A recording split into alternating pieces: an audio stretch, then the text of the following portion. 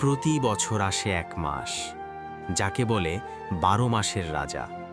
যে মাস শুধু ক্ষুধা সহ্য করার নয়, বরং আত্মাকে জাগিয়ে তোলার। এই মাস রমজান। এই মাসে বদলে যায় সময়ের ছন্দ, বদলে যায় মানুষের জীবনযাপন, আর বদলে যেতে পারে মানুষের হৃদয়ও।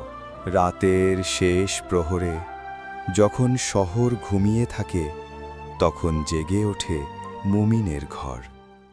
মায়ের ডাক, পানির গ্লাসের শব্দ, চুলার হালকা আগুন, এসব মিলেই শুরু হয় সেহেরির বরকতের সময়। সেহেরি শুধু খাবার নয়, এটা নিয়ত, এটা আনুগত্য। কারণ নবী মোহাম্মদ সাল্লাল্লাহু আলাইহি ওয়াসাল্লাম আমাদের শিখিয়েছেন সেহেরির মধ্যে বরকত আছে। এই বরকত শক্তি দেয় শরীরে আর নূর দেয় হৃদয়ে। ভোরের আলো যখন জানালা ভেদ করে ঘরে ঢোকে, তখন শুরু হয় ধৈর্যের এক নতুন যাত্রা। রোজা শুধু না খাওয়ার নাম নয়, রোজা আমাদের শেখায় ক্ষুধা কি, তৃষ্ণা কি, অপেক্ষা কি। একজন শ্রমিক যখন রোদে কাজ করে রোজা রেখে, একজন ছাত্র যখন মনোযোগ ধরে রাখে ক্লাসে, একজন দরিদ্র মানুষ যখন সারা দিন খাবারের চিন্তা করে, তখন আমরা বুঝতে শিখি মানবতার মানে। এই মাসেই নাজিল হয়েছিল কোরআন, মানবজাতির জন্য পথনির্দেশ। রোজা মানুষকে থামায়, চিন্তা করায়, আর আল্লাহর দিকে ফিরিয়ে দেয়।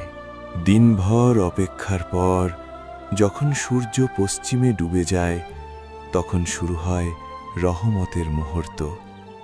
একটি খেজুর, এক গ্লাস পানি, আর আল্লাহর নামে শুকরিয়া। ইফতার আমাদের শেখায় আল্লাহর নেয়ামত কত বড়, আর শেখায় নিজে খাওয়ার আগে অন্যকে খাওয়াতে। যে অন্যকে ইফতার করায়, সে শুধু খাবার দেয় না, সে দেয় ভালোবাসা, সে দেয় মানবতা। রমজান মানুষকে কাছাকাছি আনে। রাত নামে, কিন্তু রমজানের রাত নিস্তব্ধ নয়। মসজিদ ভরে যায় মানুষের কণ্ঠে, কাঁধে কাঁধ মিলিয়ে দাঁড়ায় অজস্র মানুষ। তারাবি শুধু নামাজ নয়, এটা আত্মার চিকিৎসা। কোরআনের আয়াত যখন বাতাসে ভেসে আসে, তখন কঠিন হৃদয়ও নরম হয়ে যায়। কারো চোখে পানি, কারো হাতে দোয়া, কারো মনে নতুন শুরু করার ইচ্ছে। এই রাতগুলো আল্লাহু আকবার। মানুষকে বদলে দেয়। এই রমজান হোক নতুন শুরু, হোক আত্মার জাগরণ, হোক হৃদয়ের পরিবর্তন, হোক জীবনের নতুন দিশা। রমজান শুধু একটি মাস নয়, এটা আল্লাহর দেওয়া এক সুযোগ। এই সুযোগ যেন আমরা হারিয়ে না ফেলি। রমজান শেষ হয়ে যায়, কিন্তু শিক্ষা শেষ হয় না। এই মাস আমাদের শেখায় ধৈর্য, সহানুভূতি, দান, ক্ষমা। যে রমজান আমাদের বদলায় না, সে রমজান শুধু ক্যালেন্ডারের একটি মাস। আর যে রমজান আমাদের হৃদয় বদলায়, সে রমজান বদলে দেয় পুরো জীবন।